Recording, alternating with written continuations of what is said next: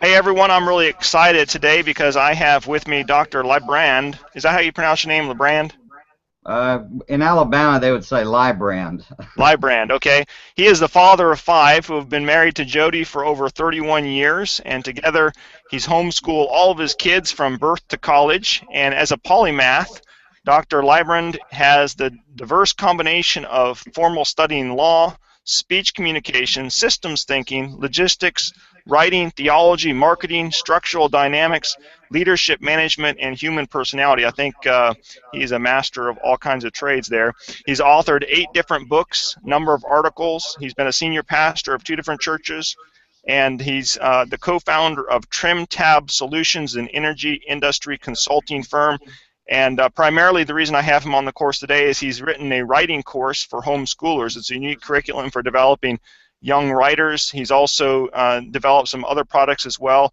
One of those is the Success Habit, One Success Habit, that is a for managers. And then recently, I think he has produced the College Readiness course, which covers 9 important skill sets for college success. So I'm sure he's going to explain a little bit about those. But Fred, thanks for being on the show with us.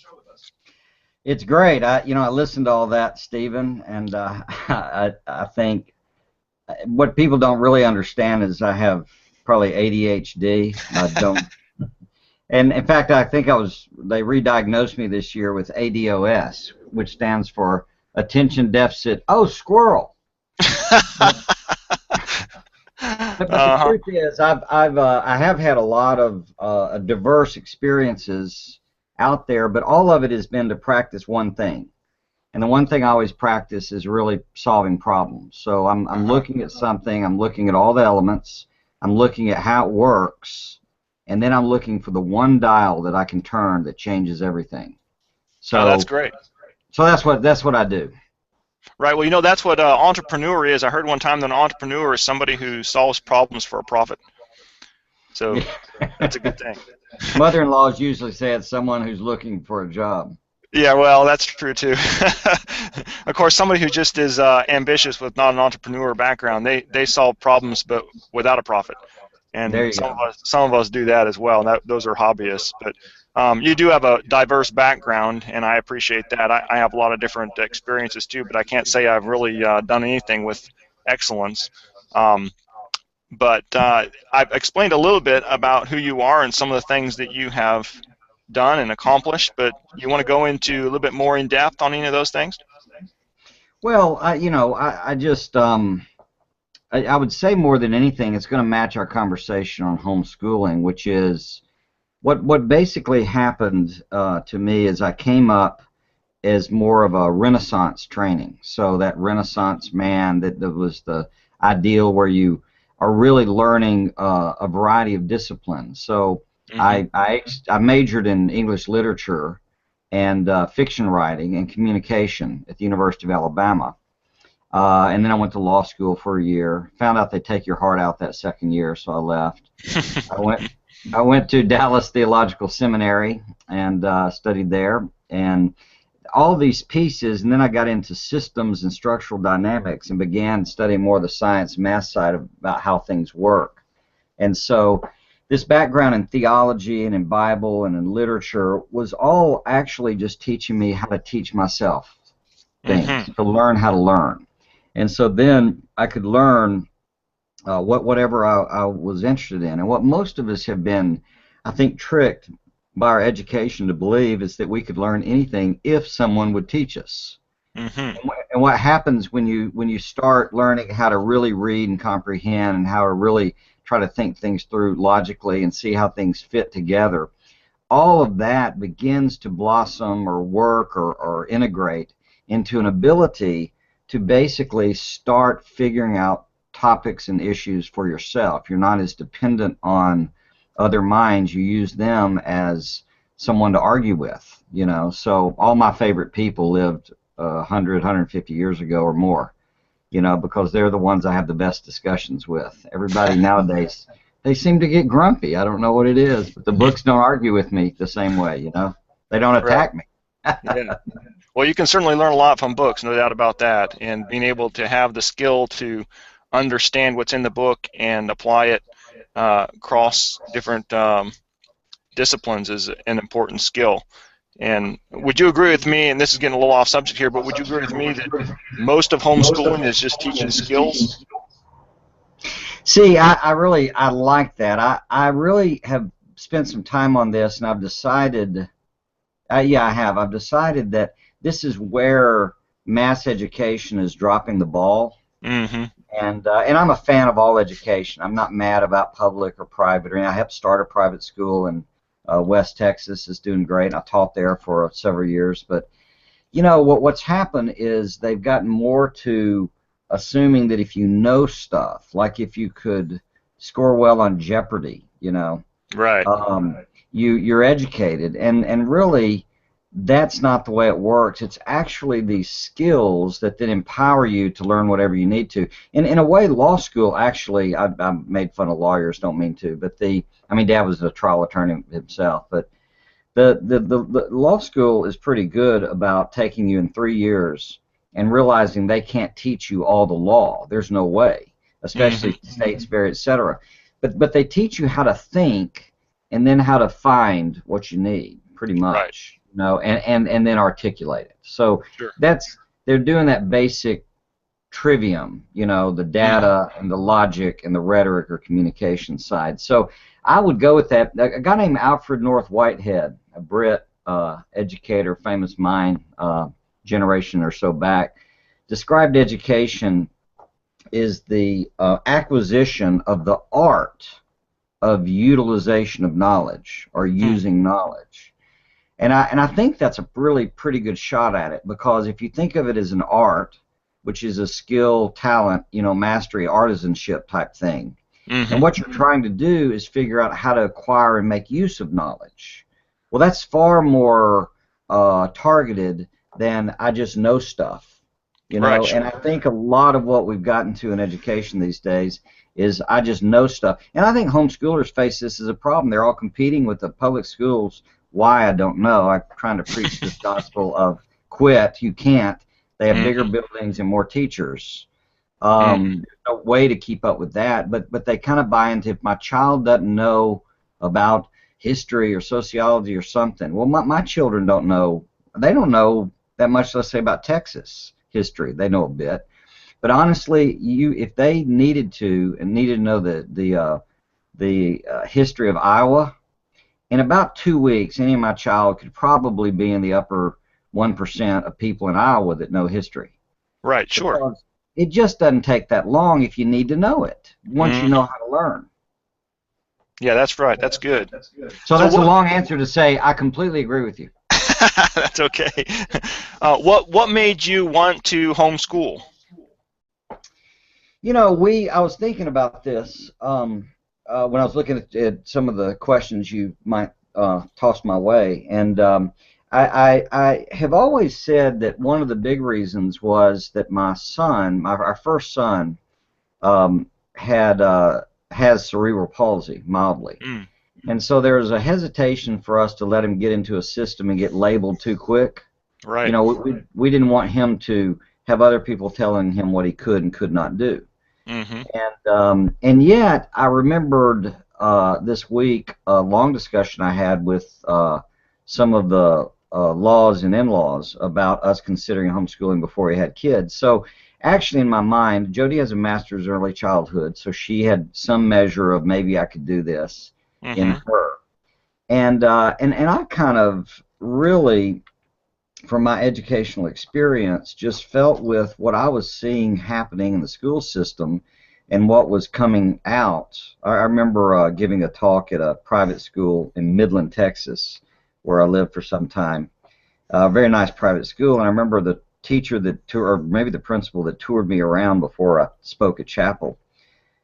She told me that the quality of the students, of what they knew coming into the school, when they come in, this was like 7th grade and up, was dramatically less than it had been 5 years before, and for sure 10 years before. And that kind of stuff started making me think maybe there's a little different way. And of course, some of the friends we were around, we knew some of the pioneers in homeschooling. They were good friends, and so overall, I decided, or Jody and I decided, that you know, if we could figure this out and offer, honestly, for us, it wasn't religious and philosophical. All that's great, and character and all that's great, but it really had more to do with academically. We Mm-hmm. felt like we could, if we could have a system where they were really engaged in teaching themselves, Mm-hmm. that habit, that skill, would serve them in college and beyond for the rest of forever, right? Right. So, Absolutely. so that was kind of the you know the driver. I mean, I probably if we peeled it back, it would be, well, I basically schooled them how I wish I'd been schooled. Sure. Yeah. That's good. Well, I'm sure it's not been without some challenges. Can you tell a story of maybe a challenge that you encountered in your homeschooling and how you overcame that challenge? You know, I look back and I think one of the biggest challenges. I think we had two challenges. One, we had some children, honestly, who um, got to stages where they wanted to not homeschool, Uh-huh. and and of course, fortunately, I think for us, we weren't exactly running a democracy.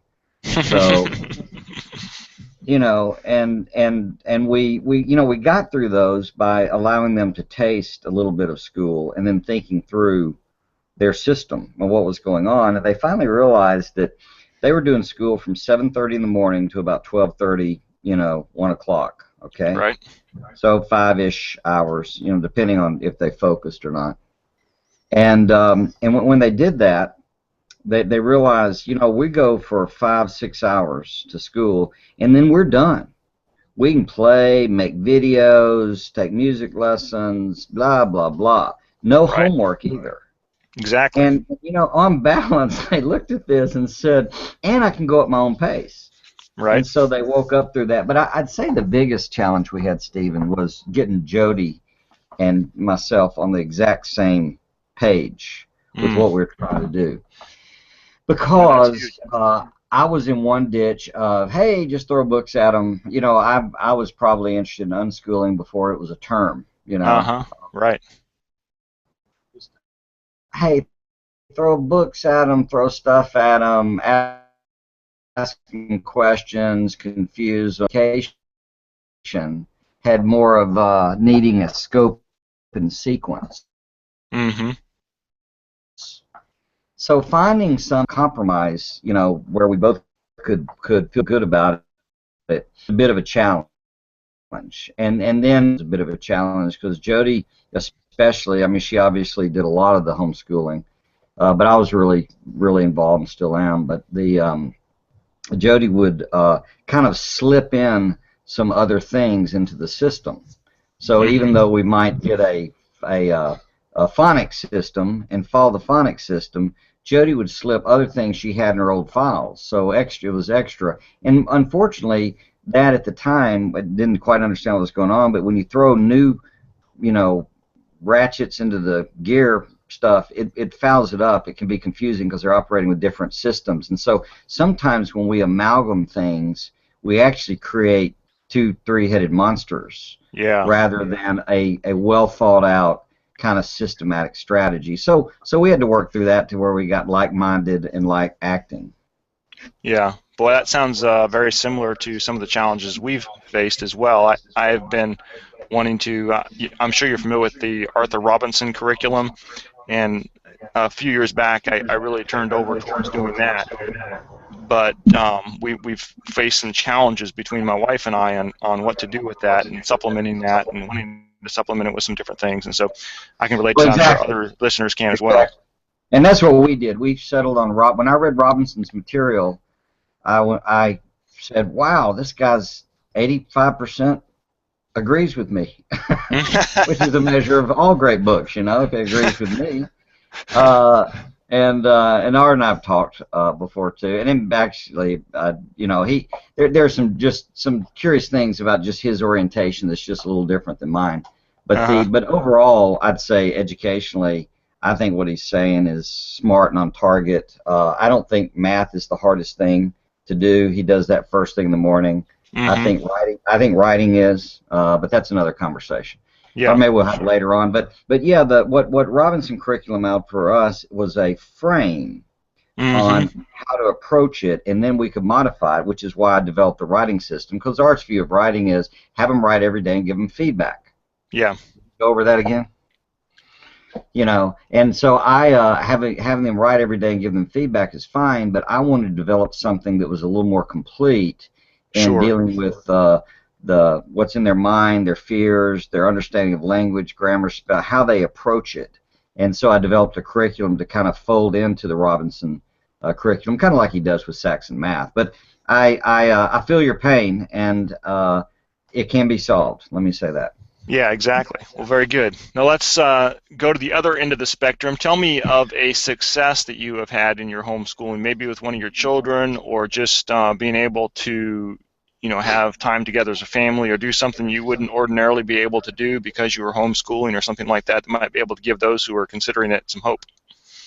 Well, vacations were awesome because I could take some more extended time. I kind of worked hard all year, so I negotiated with the churches to let me take a little more time because we traveled so far Mm-hmm. to visit family. But we could go on vacations during off season, and so what we could rent very nice places for half the price Yeah, at the beach. exactly. So that was kind of cool. And Uh, plus everybody else is in school, so we're not fooling with too many too many Katy Perry, Madonna, name your poison, right. Lady Gaga, folks, walking down the beach and trying to Sure. create the challenges that come with how love is in the air at the beach. But Exactly. the I hear you. Yeah, exactly. So the flexibility to the schedule has been certainly an advantage of homeschooling, no doubt. oh yeah, it's huge, and so it's allowed us to uh, kind of integrate our whole lives as a family in terms of how we do holidays, how we can pitch in and serve, how we can do school, how we can flex some things around, Sure. how we can address current issues. I can pause, Hmm. and if something major is going on, we might stop and probably a good idea right now, actually, with Brooks, is to stop and let's have a day or two of thinking through Islam. The Yeah. radical bad side and the more peaceful, decent side. What's really in there? What's this game about? Because that's probably not going to go away as an issue in the next week or two. Yeah, Um, exactly. yeah, so that kind of flexibility was great. But I'll tell you, Stephen, honestly, for me, the greatest payoff has been watching these kids get into college, Hmm. and not just getting in, but once they're there, because I've decided a long time ago I realized, and I haven't been able to articulate as easily, but I love my children, and loving my children means I want them to be happy. Okay. Sure. And parents do this, moms especially, they want their kids to be happy. The problem is you've got to sort out when you want them to be happy. Do you want them to be happy right now, or do you want them to be happy as adults? Wow. Yeah, that's good. And so, yeah, so if you want them to be happy as adults, it can involve some occasional not so happy right now moments. Hmm. And so holding on to that I'm trying to prepare, Jody and I would say this all the time, we're trying to raise happy adults. That's what we're trying to do.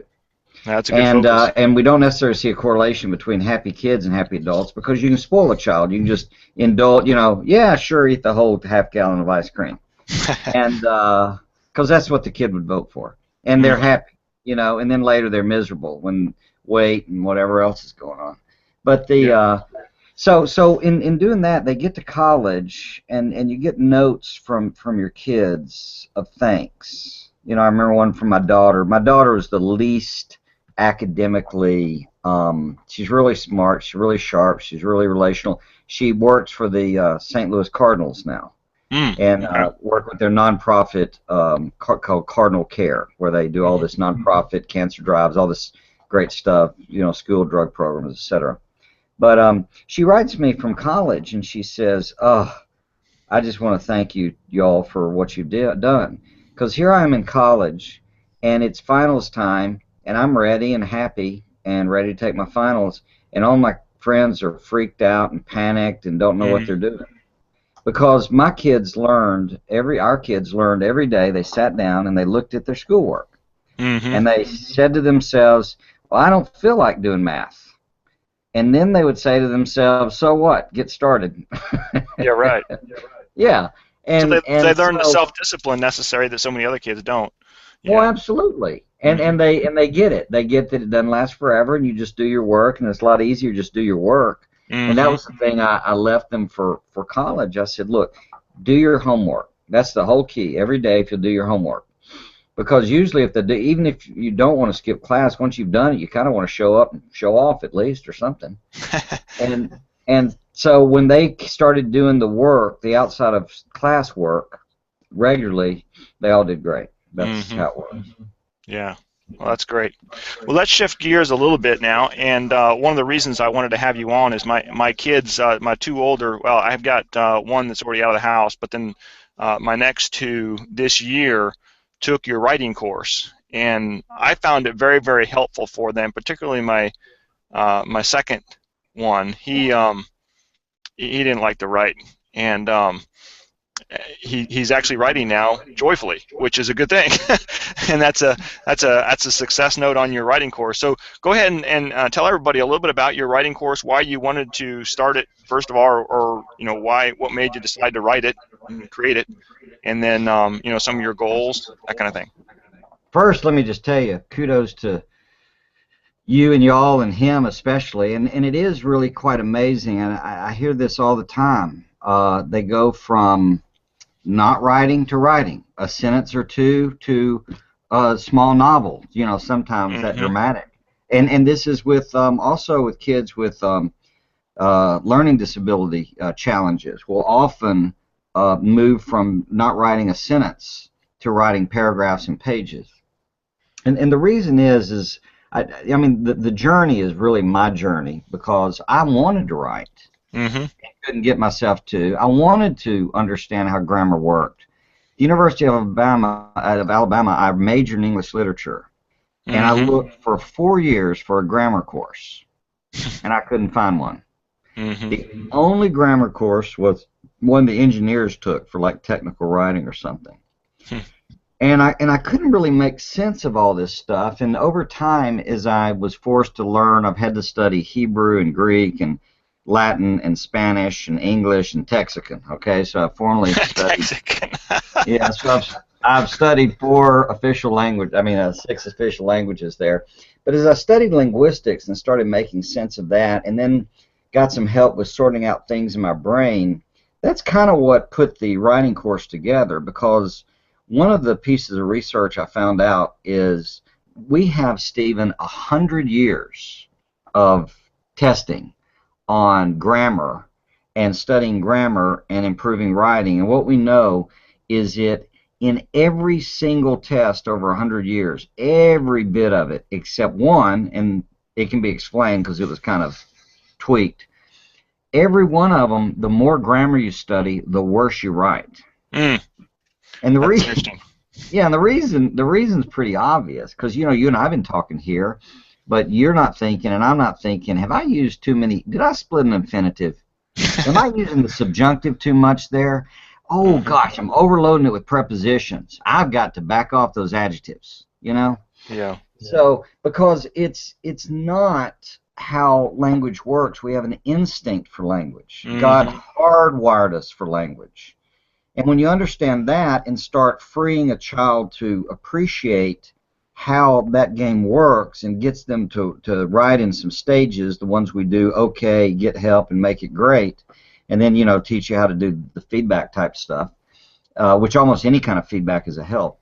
Mm-hmm. That's when we put all that together, I started tutoring in my home. I thought, well, golly, people tutor music, why don't I tutor writing? And so I started tutoring, and suddenly I had 2 classes of 10 kids, and I'd teach them a principle and then have them practice writing and give them feedback. And then I'd do it again, and I'd do it again. And as I learned that, I then put together a little seminar and did that some and taped it and then worked it into a workbook and other things so that people, even if you use a formal curriculum, more power, honestly, you ought to get the writing course too because it's going to explain how language works. And the quote psychology in your head of why you get gummed up and stuck in your head and how to get over it.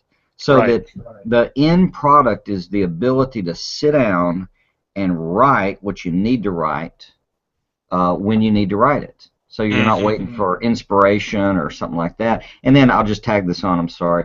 In time I realized, gosh, they don't know how to write essays. So I put the essay course together, and the most joyful thing from that has been my kids, who obviously all these courses. I mean, this course they go through each year, right? So they've been through it 5, 6 times. Essay course at least 3, probably before they graduate. But they get to college, and 2 of my kids, one at the University of Texas and one at Abilene Christian, had their professors come to them in their freshman year and say, "May I use your essay as an example to all my classes of what I want an essay to look like?" Yeah, that's great. Yeah, because I get the I would game. imagine that their essay portion of the SATs was a piece of cake too, huh?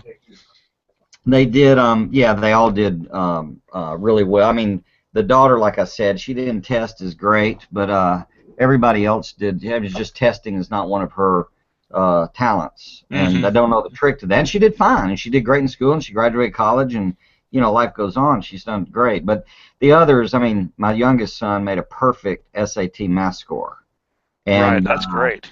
and his SAT was like 2150 or something Hmm. like that. So Incredible.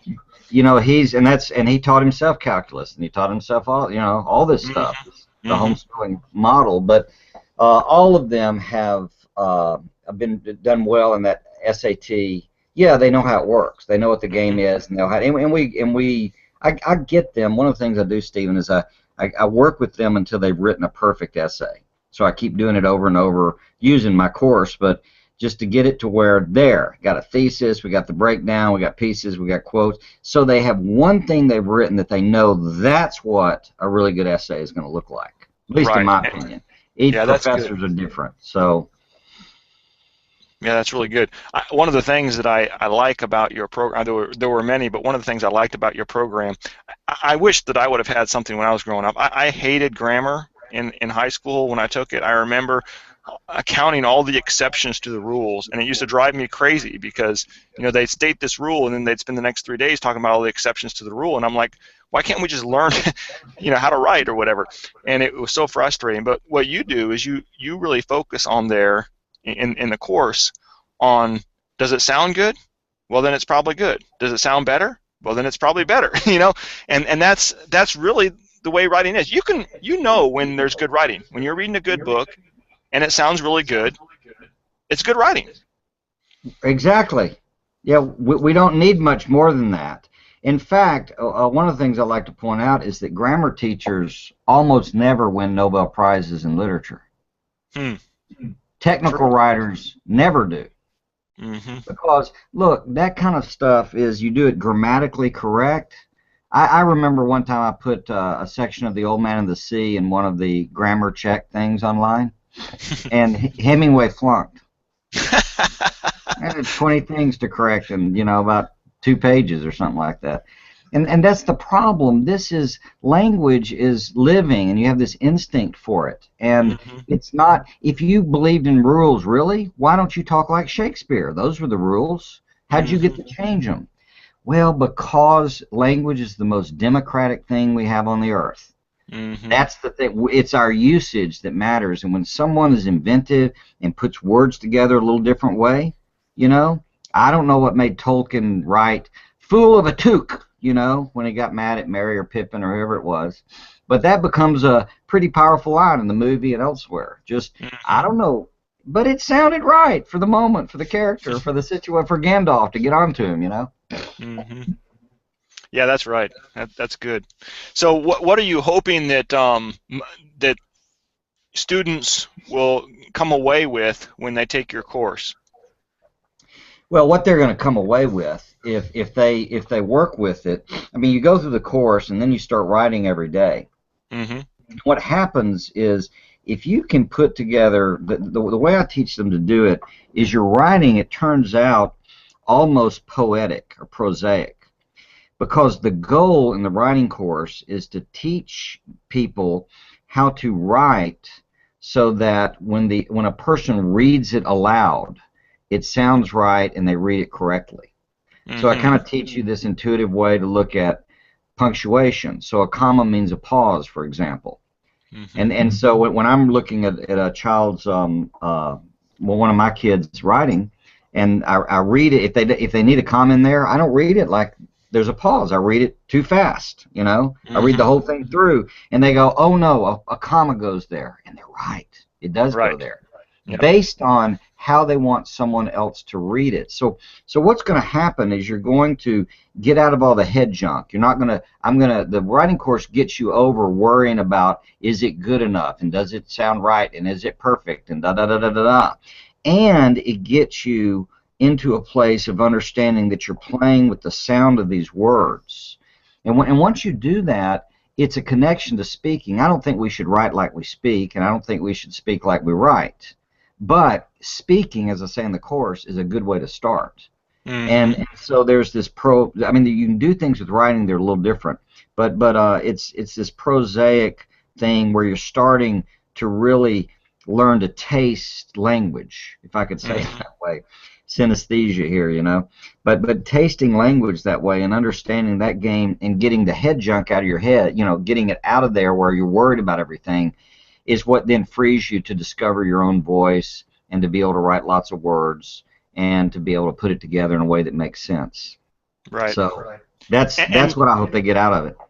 that's good. And there's also, it made me think, and you'll have to forgive me, but I've forgotten what they are. But you have, I don't know if there are they tips or I think they're secrets or something to good writing or something like that you have tips. But one of them, if I remember right, is the tension and resolution idea.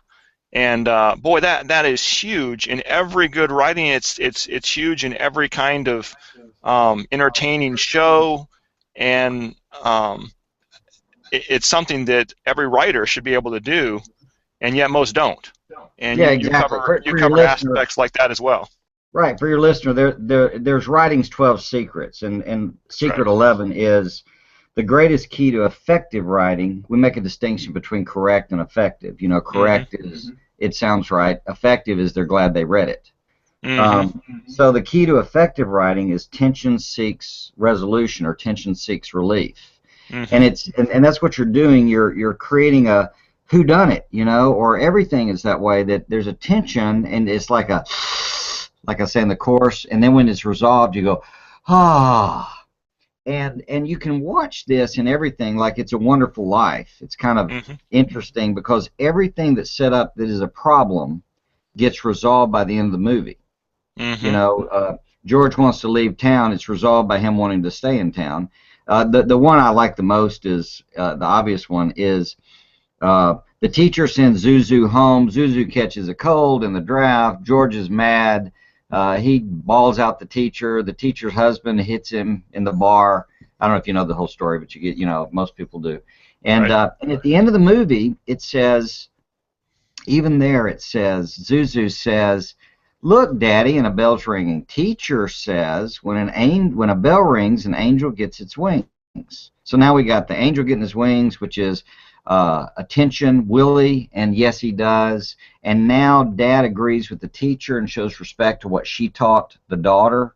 It Mm-hmm. all gets resolved, and that's how you set it up. You set up, where's it going? What's the problem? What's the challenge? And then by the time you finish it, there's the solution. Right. And so, Exactly. yeah, it engages people that way. And if you don't do that, if they can guess where you're going, they won't go there. Yeah. Yeah. And that kind of tips like that not only are good for writing, but they're good for people who want to produce videos. They're good for people who want to be in television. People who want to be speakers, preachers. I mean, that tension resolution is in every good communication. And Exactly. It's in sales. It's yep, in humor. that's right. It's in romance. Yes, absolutely. Hmm. It's in everything. Yeah. So anyway, that's the kind of thing that you can get in your writing course. Anything else you want to mention about your writing course before you go in and talk a little bit about some of the other stuff you've got going on?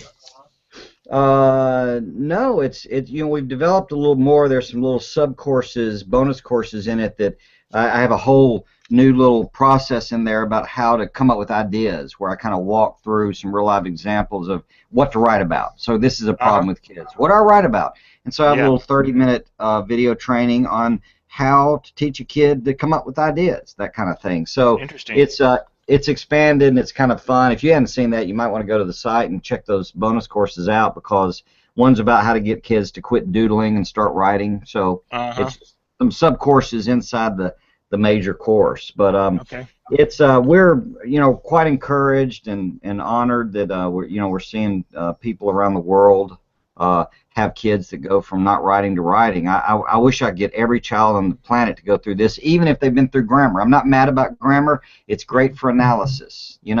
Study grammar and when you study the Bible, because analyzing those things is helpful. Absolutely. Yeah, right. Yeah. So I'm not mad about it, but I'm just saying it doesn't help you become a writer. Mm-hmm. Yeah, I So mean, I'm good. the basic stuff you learn by speaking, and then you can make that into good writing. Exactly. If they want to find that, Stephen, they can Google Lybrand and writing. That'll do it. Okay. Lybrand, or it's at advancedwritingresources.com, but with hyphens. So www.advanced-writing-resources.com. Okay. Yeah. I'll put a link in the show notes so they can go right from this page to the to all your stuff there, and we'll cover Cool. all the ways to get in contact with you in just a second. But tell a little bit about your just since I have you on here, the One Success Habit, and then the college readiness course that you have available. Yeah, the One Success Habit is it's a two-part series now. There was the One Success Habit you can't do without, and the other is the One Success Habit for managers. The manager's book is all about, it's the newest one, it just came out a couple months ago, and it's all about communication, effective communication. In fact, it draws heavily on the Tower of Babel and how God cursed language to interfere with productivity, and why communication issues are always the management issues. And by the way, a mom manages a home, so it's not like that wouldn't Right. count Sure. there. Yeah. The other one, the One Success Habit, is about time management and the nature of how we approach time more systematically than what most of us are taught tactics and tricks, and we don't have an overall approach to it. And one of the big problems that I address in the book is that actually to-do lists work against good time management, unless you're the rare bird that treats a to-do list not like a to-do list. Because what happens is it begins to be a place you gather all your information, and then it gets too long to look at, all the ideas. And so what I do is train people in how to develop a will-do list and the way to go through to sort out whether you really will do something or not. And once you admit you will or will not, you're freed up. Because if you admit you're not going to do it, you don't waste energy.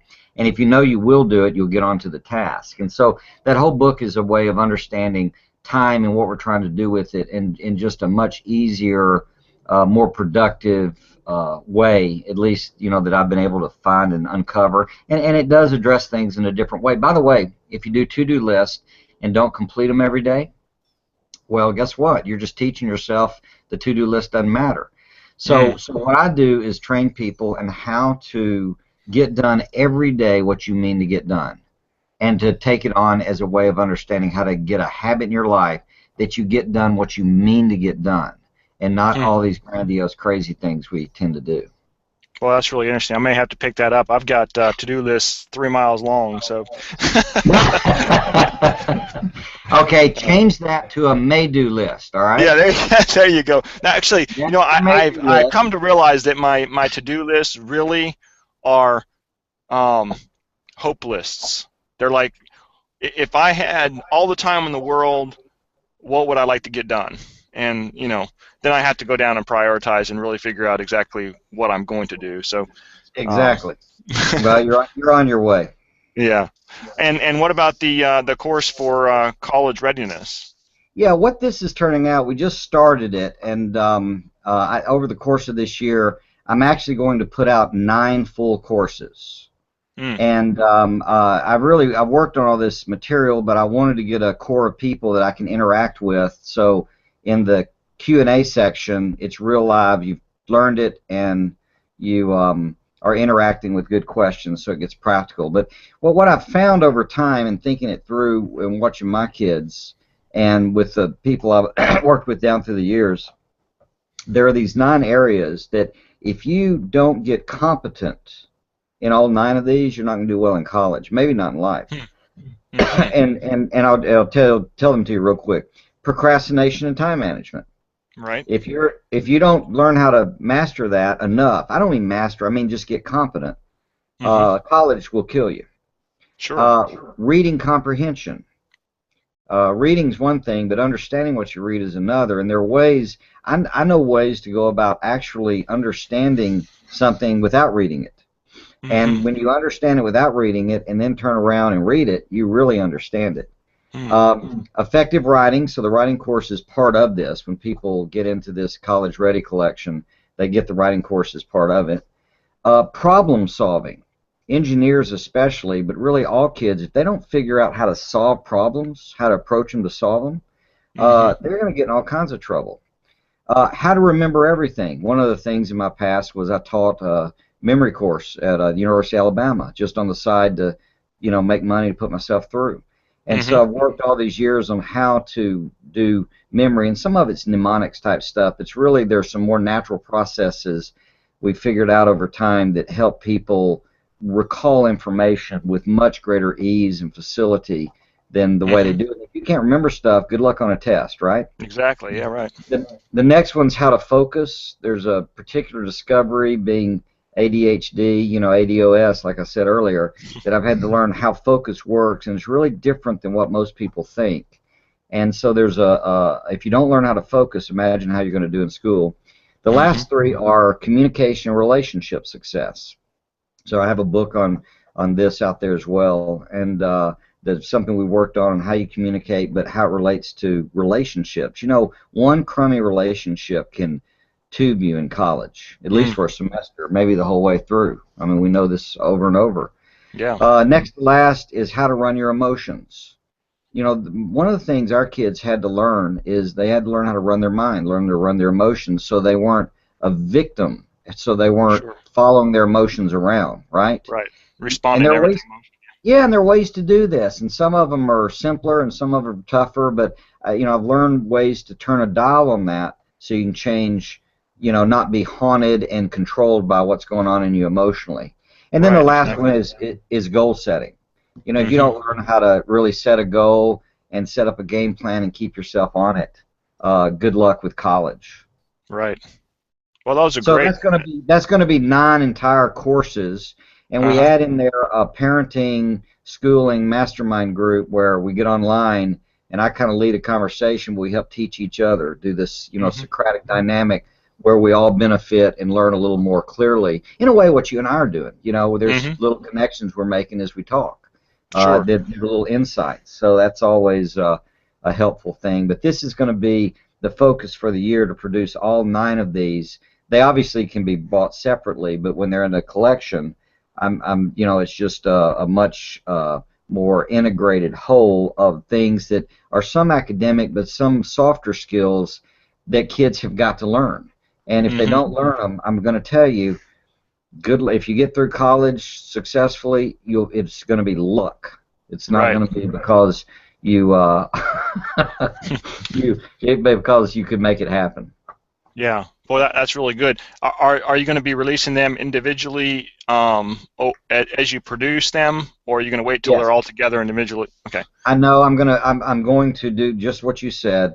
So you can buy into the whole collection, and be a part of the whole process live, or as they're each produced, they won't be live. They'll be a course, and they can be purchased separately.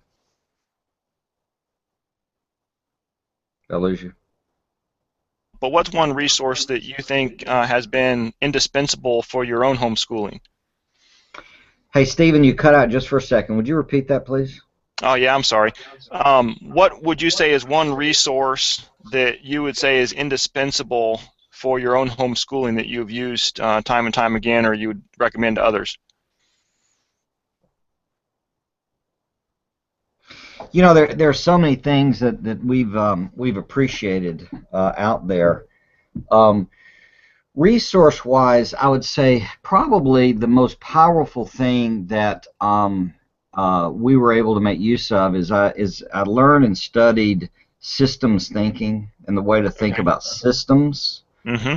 There's nothing that has worked better for making things work. I mean, honestly, Jody and I haven't for years, more than 30 minutes a day with all 5 kids. Hmm. On the school part, we spend time Right. with them. Sure. Yeah. But you know, we're just keeping the game going. And I don't know exactly of a practical homeschooling book. There's one called Work the System that's a business, kind of a practical business version by a guy named Sam Carpenter that I like. There's Mm-hmm. more complex stuff from MIT, but anything that looks at things as a system, and we have stuff out there. Jody and I have like 2 hours of video on how we homeschool, and we talk about some of this.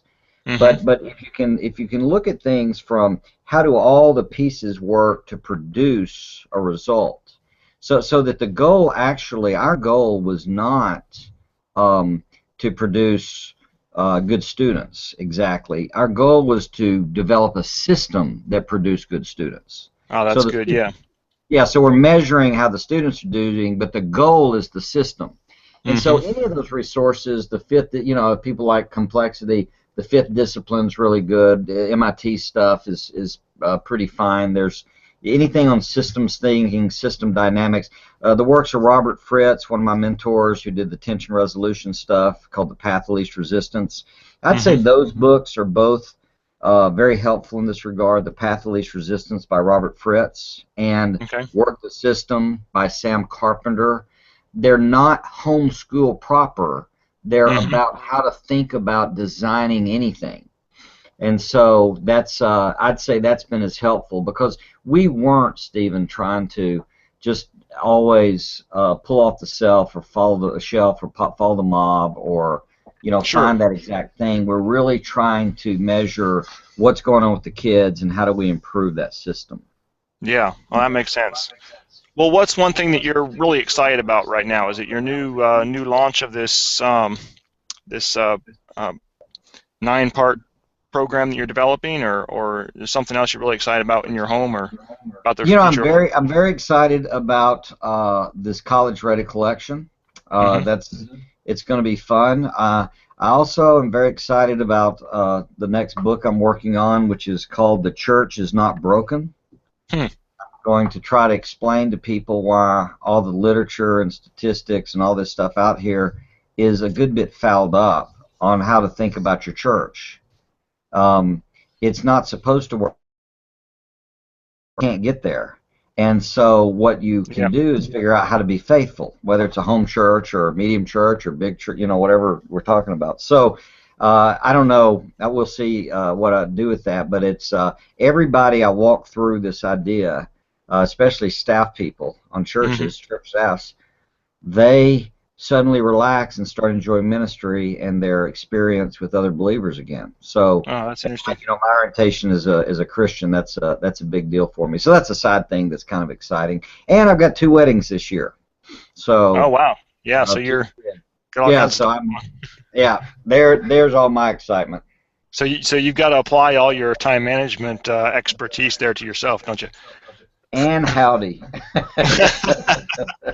What advice would you give to a homeschooling family, and let's particularly focus on one that is feeling overwhelmed maybe, and they've got into the homeschooling because they think they know it's the right thing to do, and they've got a couple kids going in it, but they're just overwhelmed with all the pressure and all the activities that are taking place and all the curriculum options and everything else. What kind of advice would you give them? My advice to them would be, this may sound crazy, but if they'll get alone and make some chai tea and get a pen and paper and try to think about it, they'll see why this is valuable. Okay, Hmm. but what you want to do if you're overwhelmed in your home and the parenting, I mean not just parenting, but the kids, the homeschooling stuff especially, Hmm. right? Right. You want to quit trying to create balance. Balance is the enemy of progress. Hmm. So we're going to balance recreation, we're going to balance field trip, we're going to balance math, we're going to, we got to have all these things. People do this with goals too, a balanced life. Here's the problem. When you do that and you make all these things kind of equally important, you bounce between them. You do math, it's like spinning plates. You do math a little bit, and then suddenly literature's calling out to you. You go do that, and then history's hollering at you. Do that, and then what do we do for some social studies issue? Here's what you want to do. Pick one thing and get it working. And when it's really working, then go pick another thing and get it working. And then when it's working, pick another thing, and you're going to find energy will come back into your. I mean, this is like systems. You know, look, fix one little system first. I mean, honestly, if I go into a business, the first thing I do is I just make them. Could we just get the way we greet people when they walk in the building to work? Let's get a script. Let's get a way we answer the phone, and let's train people. And so we don't think about that anymore. I know that's stinky, but you only get one chance to make a first good impression, right? So in a home school, you know, if you got all these areas, and this is the simplicity of Robinson, you know, we were pretty much doing reading and writing and math. That's pretty much what we care about. And those things really get you there skill-wise. But you want to get a system in place. This is the nice thing about the writing course. It is one, you know, so you can plug it in and it adapts to you. It's not a painful thing. It's a way to think and approach it. But get one area down. And in all honesty, it may just be clutter in your home school. You know, you may want to first just say, we're going to come up with a system where this is not cluttered, which means by Friday at 5 o'clock, if that room is not cleaned up, then it's going to be, you're not doing anything for the weekend until it's clean. I'm making up something. Yeah, sure. Getting the clutter out of it, just getting the clutter thing solved will release energy into the system, and so, or let it get targeted. So what I'd say is you look at all your areas and you pick which one is going to be the most important that all the others can kind of serve and focus on while we're making that one thing the priority. I can't tell you anything that would get you out of overwhelm faster than to just simply find one area that you're going to conquer and solve. Not make feel better, but actually make work. Right? Yeah. That's good advice. Absolutely. So what is the best way, if someone wants to find out more about you, find out more about all that you have to offer, what's the best way for them to connect with you? You can Google my name, Fred Lybrand, or Fred Ray Lybrand, in true Southern tradition. And I'm the only one out there, you know, Fred Ray Lybrand on the planet, apparently. So, I mean, Dad passed a few years ago, so they left that to me. But the FredRayLybrand.com kind of is my governing site, you know, so they can connect there. The writing course, Lybrand writing course, is a good way to do it. I'm on Facebook. There's actually a writing group, Lybrand writing course group that you know, discusses writing. We help people that you don't have to have the writing course to be in it. So any of those things, or Facebook is a good connection. I'm on it a good bit, and then online, Fred Ray Lybrand, Lybrand Ly, and then brand, like, you know, brand X, Lybrand, and I think it's pretty easy to find us that way. All right, very good. Well, I will certainly put all that information on the show notes, and people can head over to all that stuff from here, or they can just go directly to Google and just as you said, look up all that information. I really appreciate you being with me and with the audience here, and continue to do all the things that you're doing this next year and produce all the stuff that you're producing, and I wish the best for you. Thanks, Stephen. I appreciate the work you're doing. Keep it up, and you know, keep those kids writing. All right, thanks. Bye-bye. Bye-bye. Bye-bye.